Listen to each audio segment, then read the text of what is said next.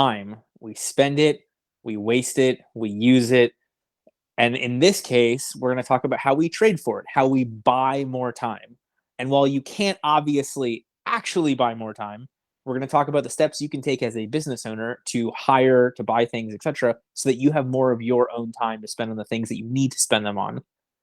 If you know me, you know I love this topic, which is why you love that. I love. I can't talk today. This is why we can't do 2 episodes in one day, Greg. I do not have the bandwidth to speak for 2 hours, apparently. That being said, I'm super excited to talk with Chris Guymon.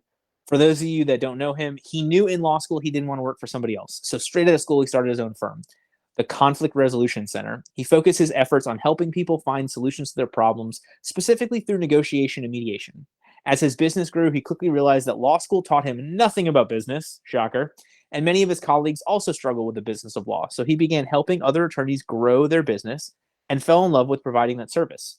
About a year ago, he decided to go all in on helping other lawyers and started a coaching business that's dedicated to, I love this, empowering attorneys to define and achieve their definition of success so they might have joy.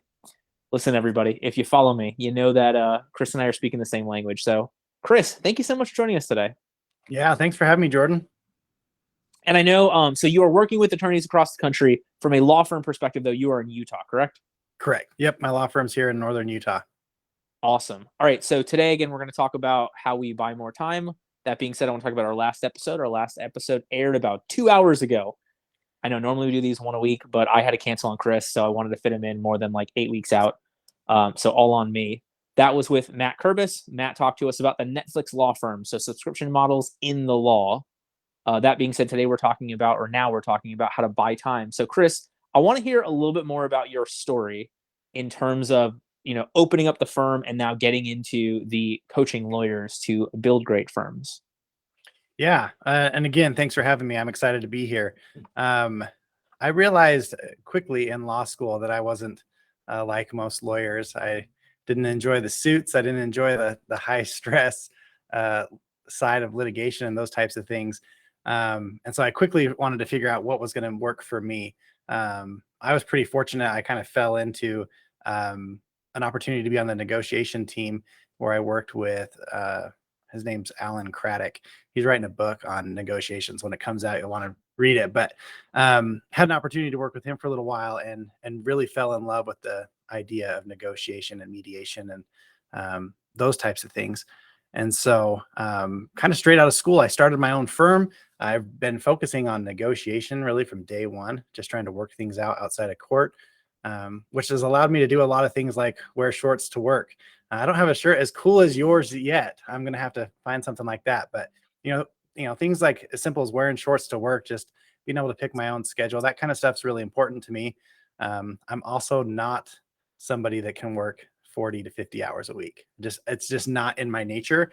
And so I've had to find ways of being efficient with my time so I can still get stuff done while working I typically work about 3 days a week, Monday, Tuesday, and Thursday.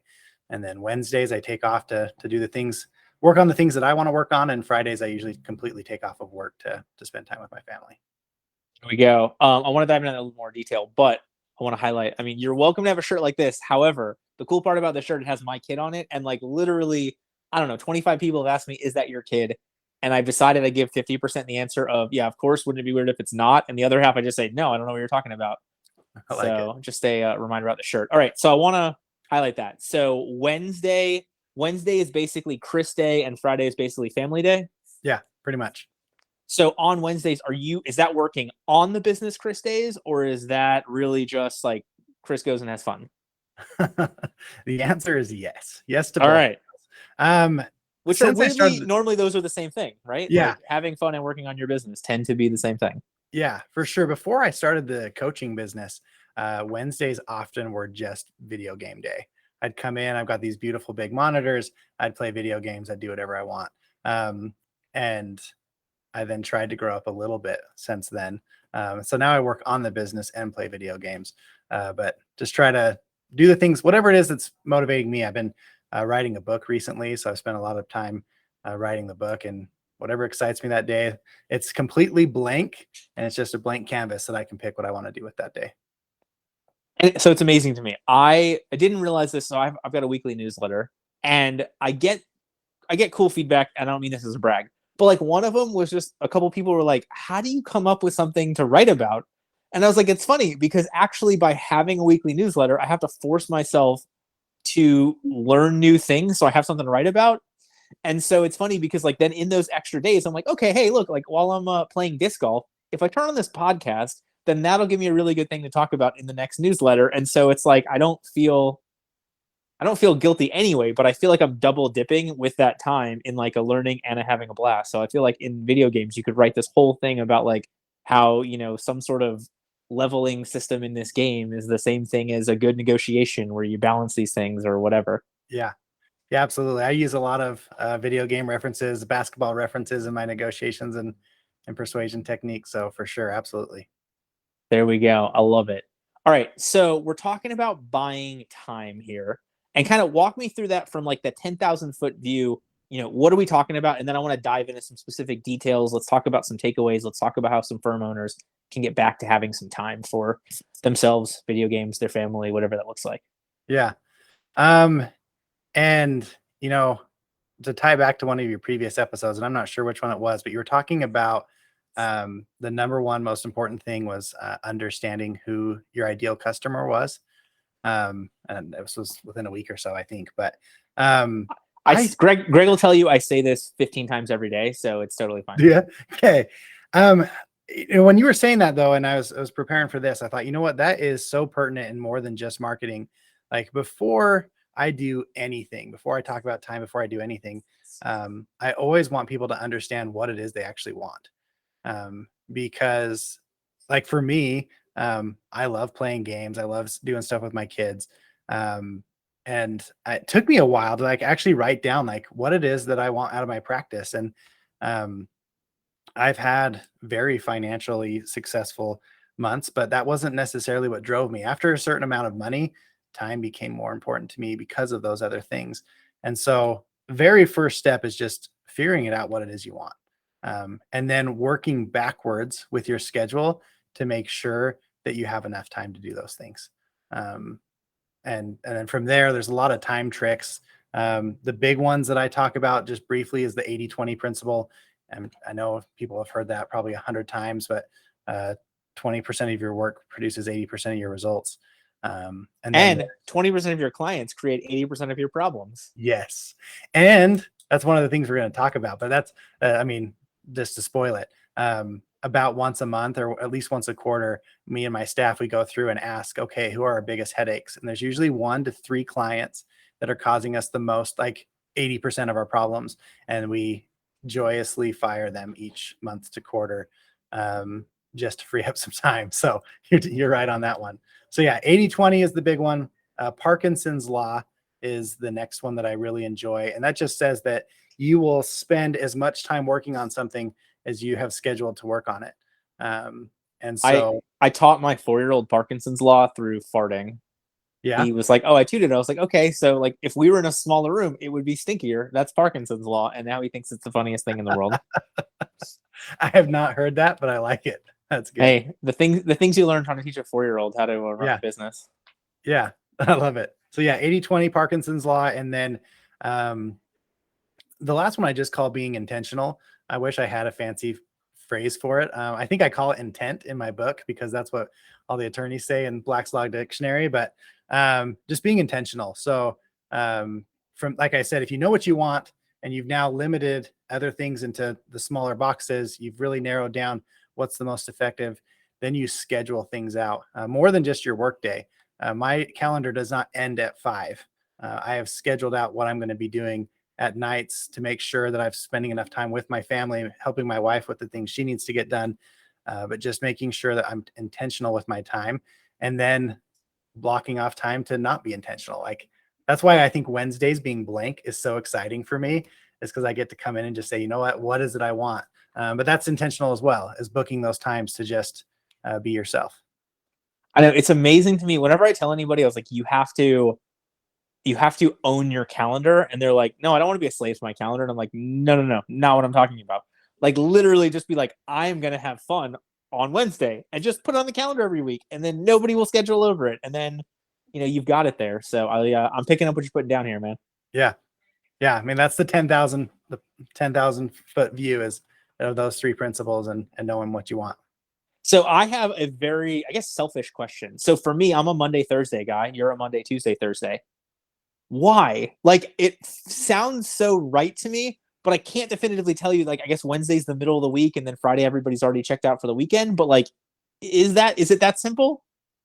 Um, I think Monday specifically, if you're doing what you love and you've taken the weekend off to recharge your batteries, like by the time Monday rolls around, I'm excited to come to work. Oh A lot of yeah, people can't say that, but that's the biggest reason Mondays for me. And then I like having 3 day weekends. The rest of the world, um, you know, kids in school, that kind of stuff. Um, that's when you're going to be able to go do stuff with your family. So that's why I took Fridays off. My wife, she works 1 day a week, and it happens to be Tuesdays. And so that's why I work Tuesdays. To be honest, I have nothing else to do. So I agree with you on Monday, Thursday. I'd love to get down to I'll probably just do Tuesday, Thursday, but there we because my go. wife works. But yeah, So for me, I always, because I like Monday. So I start my Monday morning. I've got an hour meeting for the law firm. I've got an hour and a half meeting for the marketing company. Basically, like the modified EOS level 10 meetings. And that's why I like Monday, because then like by the time we hit, I guess East Coast 12 o'clock, I'm on West Coast now, so 9 o'clock in the morning. I'm like, okay, I know that none of the businesses have a giant fire from the last week that needs to be addressed, and then like there's no pressure for the rest of the week. mm-hmm. Yep, So anyway, it's interesting to me because I talk to so many people. If they work 4 days a week, it's like always Wednesday or Friday that become the day that comes off. And so like I'm so curious about that like weird collective knowledge that's not based on anything, but we all seem to do. yeah. My dad did that. He was an orthodontist, and isn't he's alive. He just doesn't practice. So I say that, and people are like, "Oh, how'd you lose your dad?" But no, he's around. He just doesn't practice anymore. But he took Wednesdays off, and I loved. We would go do stuff and like riding horses or all that kind of stuff. No one else is doing it. Like no matter what you Yeah. went and did, you were like the only person there. It was super fun. So, I mean, that was selfishly why I picked Wednesdays. I remembered how much fun as a kid I had with my dad on Wednesdays off.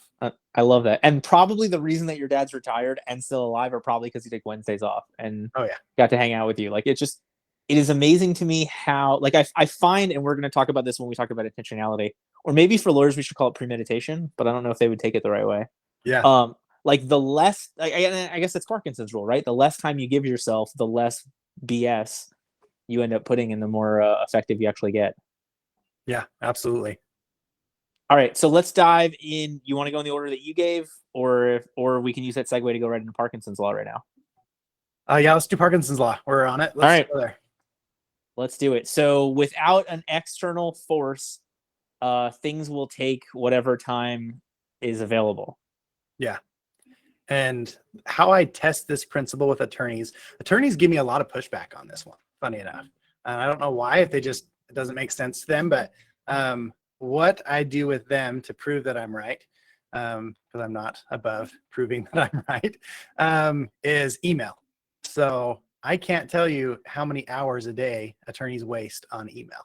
I All of can't, them.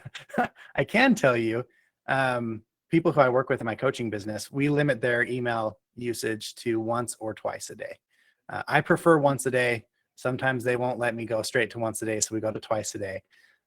But the average attorney that I'm working with, if I can get them to check their email no more than twice a day, and what we do is we usually do it at like 11, right before lunch, because attorneys love to take lunch, and so they'll actually give that deadline a realistic boundary, and then at 4 again, just because people want to go home. Well, because And it removes that thought of like, I can get to this later. I can get to this in exactly, 10 minutes. Like no, you can get to it in yeah, now or 5 hours or tomorrow. Like that's yeah, it. yeah. And like my legal partner here, when I did this with him, he loves his lunch break. So the idea of going like working into his lunch break, he will find any way to make sure he gets to leave for lunch on time. Um, I figure the average attorney saves at least an hour and a half, if not 2 hours a day worth of time, just by this one trick, just by checking their email. Like I said, once a day. I now only check my email once on Monday, Tuesday, and Thursday. So I check my email 3 times a week is all now. But I mean, that in and of itself proves it to me. And just for the let's call it normal lawyer who's like, I don't spend 3 hours a day on my email. It's not just the time on the email. It's the fact that you were doing something else, then you flipped over to the email, then you're going through that. Now you got to get back to it. So then you have to like reread the last 2 pages of that brief to make sure it's correct because you answered the one email from, opposing counsel on something else. Like it's the mindset, it's the block, it's the staying on task Yeah. that you really get the time savings from, I think. Yeah. Yeah, absolutely.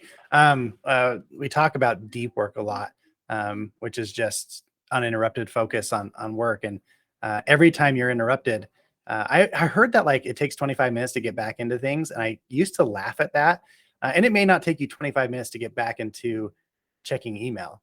But if you're doing something important, like writing a book, like I put a sign on my door that says deep work every time I'm writing a book. Because if my staff even just pokes their head in and says, hey, can I ask you a quick question? I've just lost 25 minutes of writing time. Easy. And the same thing goes for memos and contracts and those types of things. If you're doing something that requires focus, as soon as you get that little notification that someone sent you an email, you've just lost a half an hour of your time. Oh yeah, totally. And then that's assuming you don't go down some other rabbit hole. Like, okay, now so-and-so's emailing with a Johnson file. Okay, so let me go to the office. Let me pull that. Let me bring that up. Yeah. Okay, wait. Now we have a hearing for that. Oh, did we schedule the hearing? Like, it's just, Yeah. it is amazing to me how much you get sucked in. Yeah. Or maybe suckered in. You're absolutely right. Some of those emails, like you said, you're like, oh, okay, the Johnson file, what's going on in that file? So you have to pull up their case file. Next thing you know, the email only may take 2 minutes to write, but you had to take 5 minutes to refresh your memory. And so you're just losing time every time you switch from one task to the next. And to be fair, there's also the flip side of this. You get those memes that are like, if it's that important, they'll send the email again. Like, that's not what you're looking for, because then you're really going to have a tough relationship with clients. Yeah. But if your clients understand, like, hey, I will get back to you with a competent thought in 24 hours, that's fine. It doesn't have to be like, I'll get back to you in the next 12 minutes. Right. Yeah, absolutely. And I'll say, because attorneys are so busy, they may not be productive, but they're busy. It's not uncommon for people to call me up and say, hey, I haven't spoken to my attorney in 2 weeks. And yeah, I may only check my email 3 times a week, but that means they hear from me. If someone's emailing me every day, they hear from me 3 times a week. That's still way better than the average person. And my emails are coherent because I know I'm not going to check my email for another hour. I can't shoot back a one-liner. Like, my email gives them all the information, and if this, then that, and if this, then that, so that I don't have to respond again in another 24 hours. Dude, you should be a PI lawyer. I have clients telling me they haven't talked to their attorney in a year when they come over to hire us to be their second one. So I bet. Forget 2 weeks. Crazy. Yeah. All right. So we have and I love that you're using lunch and, in essence, leaving the office as your external factors to keep that. So basically, you're giving them an hour in the morning and an hour in the afternoon to look at email. Yeah. Mm-hmm. Any other tips and tricks along the Parkinson's law one? I mean, I can only imagine the benefit just from that one.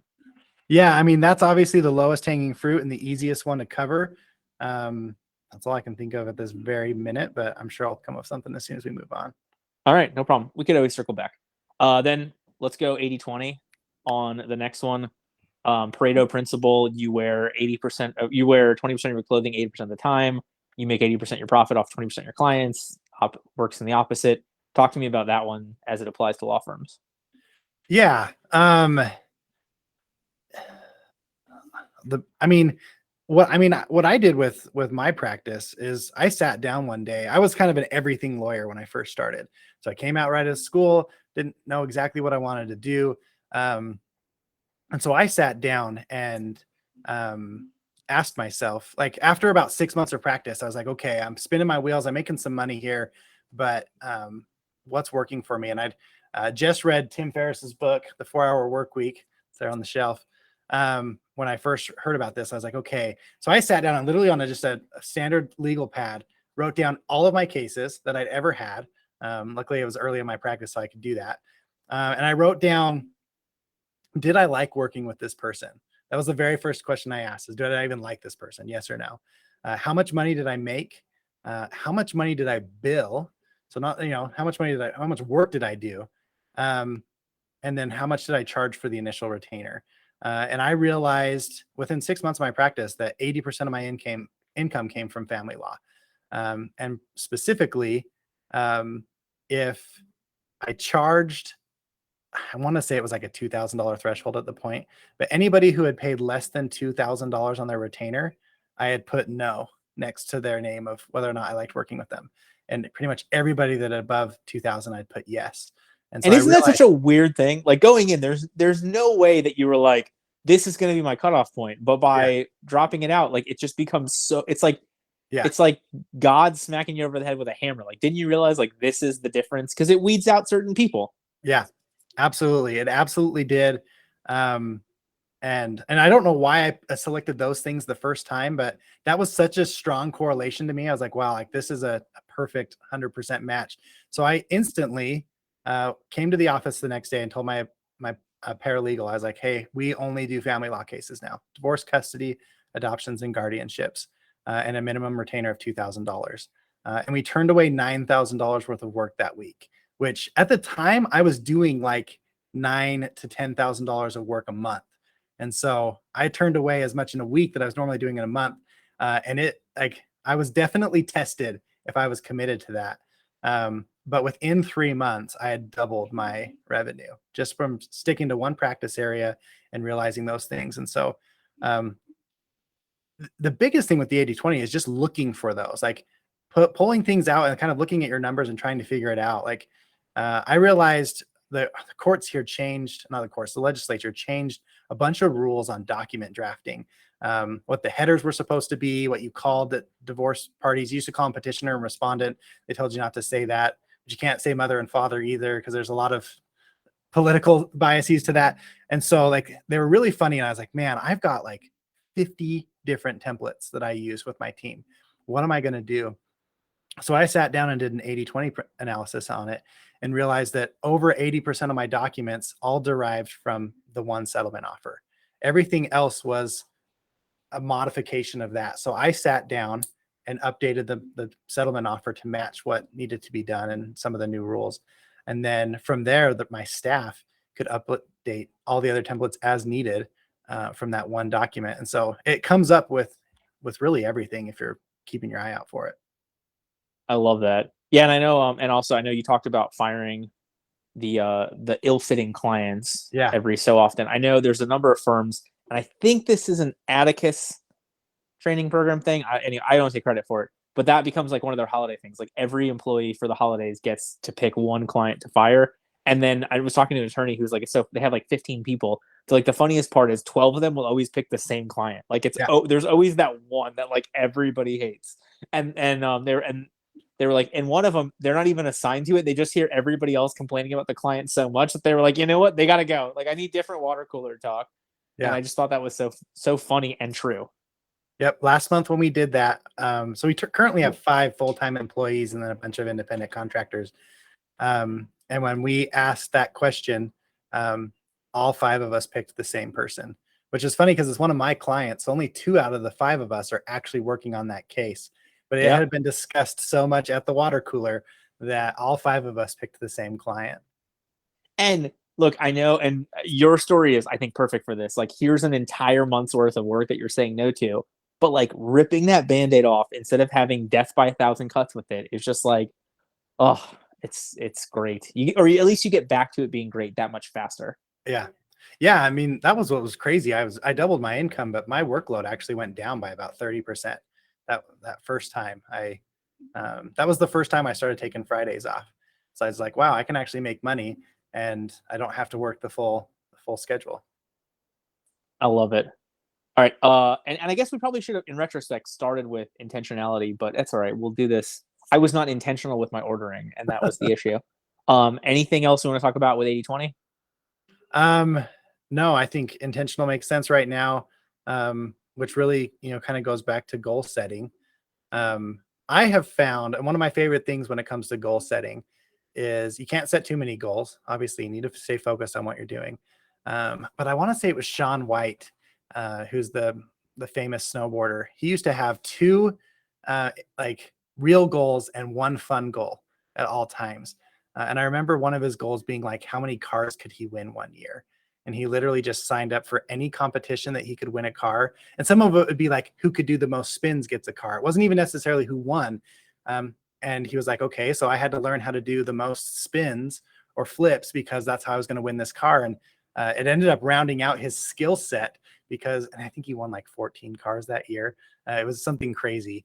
But I've kind of adapted that to myself and my coaching program. So when we do, like I do a 12-week intensive coaching program, and when people come into that, initially we do one financial goal. So specifically, how much money are you going to make?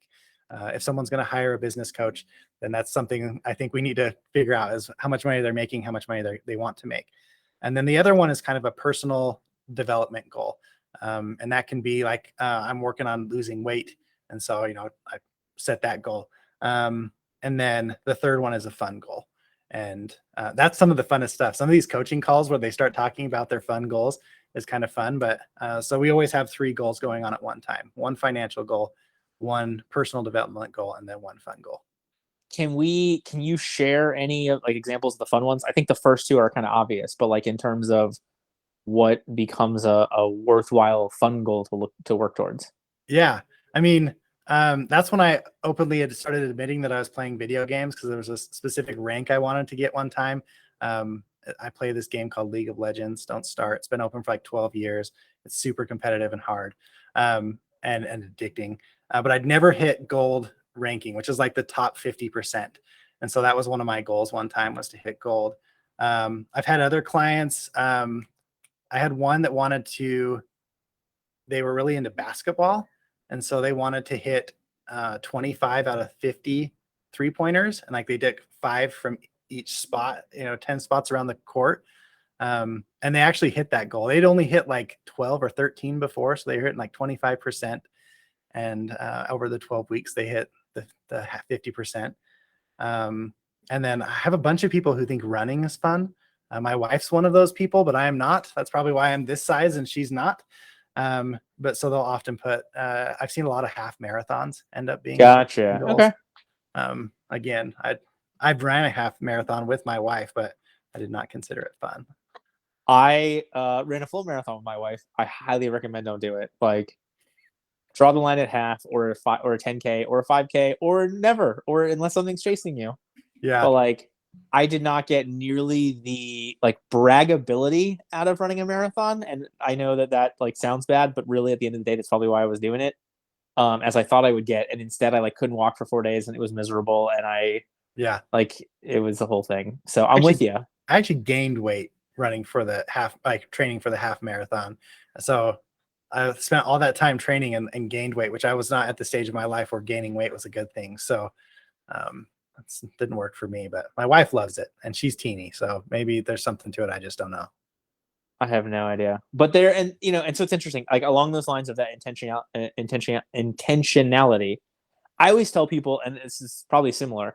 I talk about how much money do you need to make? Like, what do you need that covers all the bills that allows you to retire? How much do you want to be working, and what work do you want to be doing in that time frame? And I think like those 3 things really help people look at a lot of other decisions, because it's like, okay, if I hire this paralegal, it's a little bit longer till I get back to a money thing, but it really gets me into the time thing. But it really gets me into doing the work that I want to do. I don't want to do the initial drafting and whatever. And you can really kind of balance those things against each other. Yeah. Yeah, absolutely. I think one of the best tips you can ever give someone, especially if they don't have any employees, is to hire their first employee. As soon as you can possibly afford it, even if you've got to cut Netflix out of your budget or something, you'll see the fastest growth, both personally and in a business, as soon as you're not the one answering the phones and that kind of stuff. You've got to have an employee. Totally. Well, and the funny thing to me is like so when you bring on your first employee, it makes you have to be so much more systems driven, because they don't know how to do it your way, and you don't know if they did it your way. But then once you have that first employee, that second employee is like 1,000 times easier to bring on, and the third employee, and then the fourth. Then like by the time you're at 5 employees plus contractors or more, then like everybody else can be training that person on the things that they're taking over from them, instead of you having to be involved. And then you're just like, I just need more money, and then I don't have to do anything. Like you're just in a race to maximize that time. Yeah, that last gal I hired, I had someone do all of the headhunting for me. So I sat down and did 2 interviews, hired one of them. I met with her once, and then my staff's done all the training, and I see her once a week for our office trainings, and that's it. Because she works with the other attorney, and sometimes I look at it, I'm like, was it really that easy. Like hiring used to be really, really hard. And Yeah. yeah, just having systems and doing it over time. Absolutely. And I want to be clear. Um, do you like? I have the same. I like apply this to the rest of your life. Are you on that same Yeah. vein? Okay, Yeah. cool. So like, it is amazing to me. It's $140 a month for me to have my lawn cut and the trees trimmed and all that stuff done in like exactly the way that I want it. Somebody's great who also sends me cases because they don't know any other lawyers and they Right. have a ton of legal questions and so do their friends. And from a PI standpoint, like my landscaper driving around the whole city has a I mean has unfortunately gotten into some issues, but like has the opportunity more than people who are working from home. Like she doesn't Yeah. have that luxury because of the landscaping stuff. And so it's crazy to me. Like I didn't care about that in any way, shape, or form. I just wanted my lawn cut in a way that was a lot better than I was going to do with time I didn't want to spend. But also, it helped me meet a whole new wing of people. Yeah. Yeah, absolutely. Yeah, my wife and I have actually been looking at hiring just like a house assistant for her because there's so many little things with 3 kids running around. I've got an 8-year-old, a 4-year-old, and a 1-year-old, and you can imagine the destruction they can do in a day. And so yeah, I finally think I've got her convinced on doing that. And so instead of me being her house assistant, she'll have her own. And um, yeah, absolutely, it works in more than just business. Well, and I love like along those lines. I love Instacart, or Shipt or whatever you're gonna do. But like every time you place an order with Instacart, it's like it figures out how much time you've saved based upon I don't know what their metric is. But at this point, my thing's like you've saved 250 hours on Instacart, and I can look at it and I'm like, okay, so I'm paying 20% more for groceries plus tip plus whatever, but like on $20 for 120 for $100 in groceries, that $20 for me to not save like an hour and a half going there and shopping and doing this and doing that, you could bill at 250 an hour, 300 an hour, a lot more. Right. You could spend that time with family. You can go to a networking lunch. I mean, like it's crazy to me to think about it, about the financial benefit, but also the personal benefit that you can get out of the same thing. So it's a little bit more money, but you get more time, but you get more, you get to focus more on things you actually enjoy. Yeah. And as soon as attorneys have a hard time breaking time from money, they see their entire life in 6-minute increments. But as soon as you realize that you're not trading your time for money, like you can do other things. Um, I mean, my law firm aspect of my business, we did like 500,000 in business last year, working 3 days a week. So is it the most? Probably not the most out of your uh, your people on this podcast, but it was so simple. Like 3 days a week working, just me and one paralegal at the time. That's our, like I said, our portion. And um, and then I didn't have to trade my time for money. I could do whatever I wanted on my other times. Like that's as soon as you have that mindset shift that you don't have to trade your time for money. You can trade other people's times. You can trade systems for money. You can do other things for money. That's where I think you're going to see the biggest growth. And then you can trade your money for more of your time. Yeah, Like absolutely. you can, I mean, look, our title here, you can buy time in that sense. You can buy back time Yeah. instead of wasting it doing who knows what. Yeah. As we were talking about intentionalism, I mean, obviously setting goals is a big one. The next thing for me is just, as we talked a little bit before about managing the schedule. I make sure the first thing I always put on the calendar are all the things that are most important to me. So times with family, those types of things.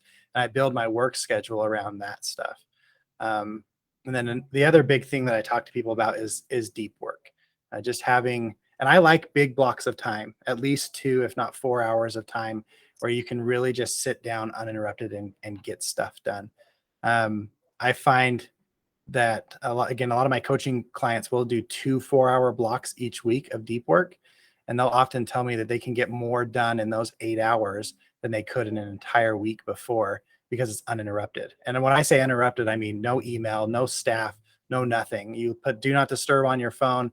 You truly are uninterrupted. You don't access the internet unless you absolutely have to, and you just work. Um, and so that's, if I was giving like my number one tip on intentionalism, it's deep work, um, and managing your calendar with the most important things first. And so, it's funny. I know, I totally agree with you. And I've heard a lot of people are like, oh, you have to calendar these things. And to some extent, yes. However, I also like the concept of like, all right, I have a 2 hour a week block of time that I'm going to get to my to-do list. So instead of calendaring each individual thing on my Yeah. to-do list, I have them prioritized and I know it's that time frame. And then that way you like you don't fret about it the rest of the time because you're like, Yeah. hey, I know I have this time. It's built every time or it's built every week for whatever it is. So I'm right there with you. And I agree. I don't go in there and say work on the Smith motion. I write deep work, 4 hours, and then I have a to-do list or a priority list. And so when I get to that, I just do the most important things first. And not everything gets done, and that's okay. As long as you're doing the most important things first, you're going to come way ahead. Just have a to-do list, schedule time for it, do the most important things, and you'll be fine. It's like the 80-20 rule, right? If you Yeah. get 20% of the to-do list done, you get 80% of the results, or I don't know, whatever. Yeah, absolutely. There was, I want to say again, it was Tim Ferriss, but he said, let small bad things happen so you can accomplish great things. And that's very much how I do it is I prioritize my time. And like last month, because I've been working on my book and stuff so much, my marketing for my coaching business has been next to nothing. And anything that happened on my marketing was all that had been automated before. But any of the manual inputs that I did, I didn't do any of them. And that's okay. Did I make as much money that month on the coaching side of things? No, but I was achieving the goal that was the most important to me. And that's what it takes sometimes. Hey, you reached out to me. No, maybe that wasn't last month. Or maybe that was automated. I don't know. That was a team that reached out to you on LinkedIn, and then they told me, and then I realized, I think I asked you questions and never followed up because I stopped working through that system anymore, but it worked. Yeah. We're on this call. So There we go. we got there. No, makes little sense. All right. So I want to talk. We've got a little bit more time. I want to know like the time tips, the time hacks, like any specific things. I know I love the email one. I think that's huge. I love the deep work one. But like, are there some of these smaller ones, like things that lawyers can add in here and there tomorrow to save, 5 or 10 minutes, so then, start building into more of these larger time blocks? Yeah. Lawyers specifically, I would say when it comes to like cases, now if it's not just business stuff, right? I mean, I do block off like half a day for working on the business each month, but that's not really the question. What I do is I make sure every case has a to-do list or a task list or whatever system you're using. I know Clio calls them tasks. Um, we have those built out, and then one of the best tips I can give you is when you notice something isn't working, just go in and fix it right then. So if there's an error in the template, take the 2 minutes to go fix the template right now, or 6 months from now, it'll still not be fixed and you'll have to fix it in every single one. I had an error in my settlement offer, which I use that in my mediations. I use them, like that document is probably up on my computer half the day. And there was one part where it was supposed to say co-parenting and it said so parenting. So at some point, one of the things had fixed this, spell check had fixed it and I hadn't caught it. And I knew exactly where it was. And every time I went there, I would go to the paragraph and I'd change the S to a C. And I did that for over a year. And then I finally thought to myself, like, why am I in every single case doing this? There was that. And then I didn't have a child, like the extracurricular activities expense sentence that is literally in every single case. And I would have to manually write that out every time. And finally I was like, okay, yeah, it's only taking me like 30 seconds, maybe a minute on each case. Sure. But it adds up. I added it up. And over the last year, I had done 250 cases. So I had wasted 250 minutes of my life just because I didn't go fix it in the template one time. It's half a day. Yeah. Yeah. Just from that one little thing. And so that's something that's really hard to train your staff. But if everybody on your team is doing that, just willing to take a minute out of today to save yourself 250 minutes this year, it's going to be a compounding effect. I don't think there's going to be like one magic thing that you do that all of a sudden you have days of your life back. But if you do these things consistently over time, you'll look back and be blown away with what happens. Yeah, along those lines, one of my biggest ones, I love Text Expander on the iPhone. I'm sure Android has something similar. But like So Greg, my business partner and our producer on this, full disclosure, Greg, I still have no idea what our phone number is for Legalese in any way, shape, or form. But I know on my phone, if I hit LPHN, Legalese phone, it'll put the number in. And I Yeah. do that every freaking time. And when I have to leave a message, I have to pull it up on my phone or pull it up on our website and give them the number. But like, address, email, also, specific links to landing pages or presentations I've done, I have them all saved in my phone with some sort of keyword. And so when I'm in the email or I'm in the text or I'm in the DM, it's really easy to drop those right there instead of typing in like www.legalesemarketing.com/education/building hyphen or blank hyphen referral hyphen practice or whatever it's going to be. Yeah. I love it. Yeah. I mean, really, everybody's business is going to be so different. And there's going to be issues in each practice area. I know, like, I help a lot of people get to negotiation quicker, like scheduling mediations faster and jurisdictions where that applies, because that saves them tons of time and money. But what it really comes down to is there's that phrase like eliminate, simplify, automate, and then delegate. And so I'm constantly asking myself and doing it in that order, right? So if you the first thing you should ask yourself is, should I even be doing this? Like, do I really need to check my email 10 times a day? The answer to that is no. So just cut that out. I know there's some attorneys that don't do email at all. I haven't got to that point yet, but I've eliminated as much as I can. And then I simplify. And so if you can't explain it to a child, then you probably don't understand it well enough, and you need to keep simplifying it down. And really finding the 20% that produces the 80% of the results. And then I automate, and then I delegate. If initially you're just trying to find time, then sure, you can delegate stuff. But all you're doing at that point is wasting someone else's time and your hard-earned money.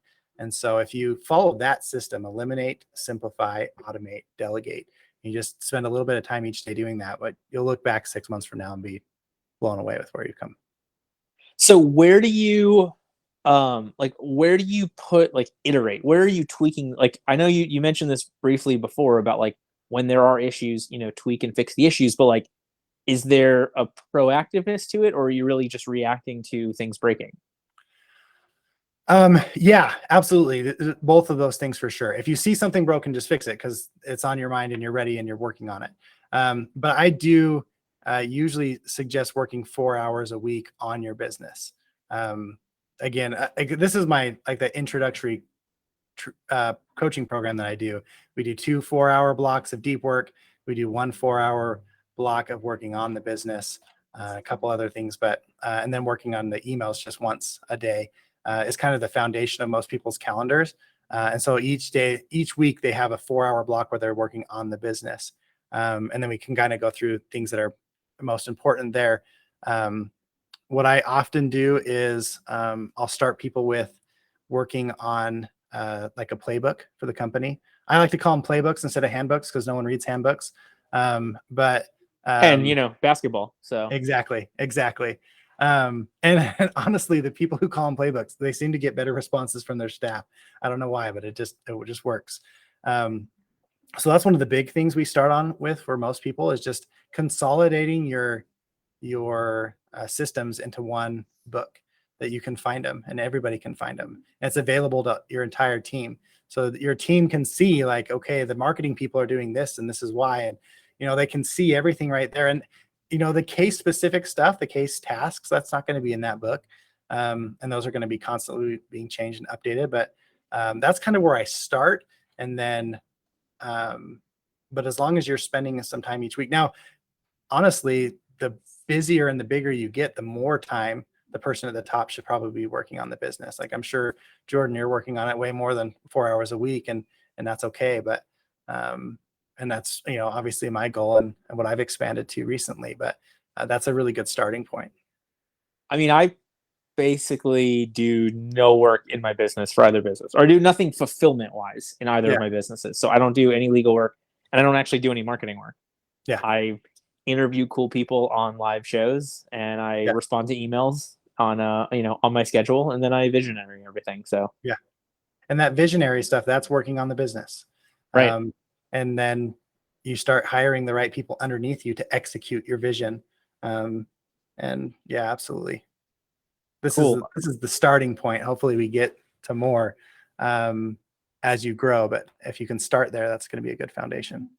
Well, and like it's just like you fixing that one spelling mistake to save that time. Like at the point that you get an hour off your plate every week, the faster you do that, the faster you have more time to get the next hour, then more time to get the next hour, more time. Like you just it not spirals, it snowballs, or it Yeah. dovetails, or Yeah. whatever Snowball. the Yeah. good one is. Yeah. Cool. Yeah. So all right, as we get towards the end, is there anything that we missed? Anything else you want to make sure we cover? Anything else that we skipped over or want to go back to? Yeah, I really like kind of what you were saying there at the very end about just being the visionary and delegating it to people. I mean, that's the ultimate goal here, is doing just the things that only you can do or that you love doing. Like I really love mediating. I enjoy doing that. I don't want to do it all the time. If I'm doing it 5 days a week, then I get burned out. But I really love mediating once to twice a week. And so even though I'm at the point where I don't have to work in the business, I still mediate once to twice a week because I love it. And that's what my ideal for people here is by applying these principles over time, you can limit it down to doing only things that only you can do, like being the visionary, or doing only the things that you love to do, and you can afford to do that. So sure, I make money doing that, doing mediation, but that's still probably one of my lowest income producing activities compared to all the other stuff I do, and it's okay because I love it. Well, and along those lines, when you delegate something to somebody else, it doesn't mean it's going to be done worse. In fact, a lot of times they'll actually do it better than you will at some point in time, because you are empowering them to change the system, tweak the template, whatever that looks like. So don't think that the minute something gets off your plate, it's going to be 80% as good. It might actually be 120% as good. It might actually be better than you did it, because that's somebody's zone of genius, zone of interest, whatever you want to call it along those lines. So even them just having enough time to do it right and figure it out. Like if you're the boss and you're practicing law and trying to figure out marketing and trying to do sales, like you're only doing a little bit of each. But if you delegate like marketing to just one person and they have 40 hours a week to figure out how to do that right, I don't care how bad they are initially, if they're actually willing to work and figure it out with it, it's not going to be very long before they're better than you are at it. totally. Absolutely.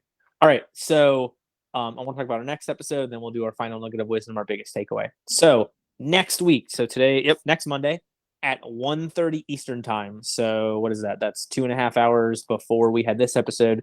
So next Monday, 6:20, we're going to have Mark Rockwell on. Mark's going to talk about achieving your goals by facing them, FACE, focus, accountability, core values, execution. So that'll be next week. Achieving your goals by facing them and what that talks about. But Chris, look, this is probably the episode that could save the most amount of time to anybody listening in. Like this is at this point, 51 minutes that really could give you years back over the next 20 or 30 years of your firm. But that being said, I won't let you go without one more nugget of wisdom. So if somebody doesn't remember a single thing that we talked about in the 50 minutes here, what would be your biggest piece of advice on how they could be the exhibit A of a successful lawyer like yourself? Yeah. My last piece of parting advice would be super clear on what you want. Before you do anything else, before you try to create systems, make sure it is you know what you want so that you have something you're working towards, and keep that in your mind every day. The more that you keep that in mind, the more that you're going to start attracting things that are going to help you get that. From there, do only the things that only you can do. And so don't be afraid to ask people for help to do the things that you don't have to be the one doing. So one of the best questions you can ask yourself is who instead of how. So if I want to get 10 clients for my new coaching program, I had to ask myself, I started doing some marketing stuff and I was like, why am I asking myself, how do I market this? I need to ask myself, who can help me? And so I literally put a post out there on Facebook, hey, who can help me? Got some really good referrals and they're experts in their field.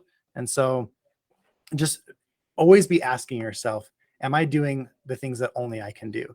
And initially that may be yes. If you're the attorney, there are going to be some legal services that only the attorney can do, but continually work your way into doing less and less of those things so that you can do more and more of the things that bring the most fulfillment. And again, be patient with it. These are small things over time. If you try to do everything today, then even if you have a productive 16-hour day, you're not going to be nearly the same at the same position as somebody who has done this, over 10 or 12 years at 15 minutes a day. One of these days we'll have Dan Sullivan on. The who not how comes up so often, and it's so true, right? Yeah. Like it's the old like you hire the carpenter comes over, puts one nail in the ground, and your floor stops squeaking, and they charge you for it. And you're like, it's not just the one nail; it's the 30 years of experience to know where to put the nail. Yeah, Like absolutely. I love it. All right. So for people that have listened to your insight and want to follow you, connect with you more, potentially hire the coaching stuff, what's the best way for them to stay in touch with you?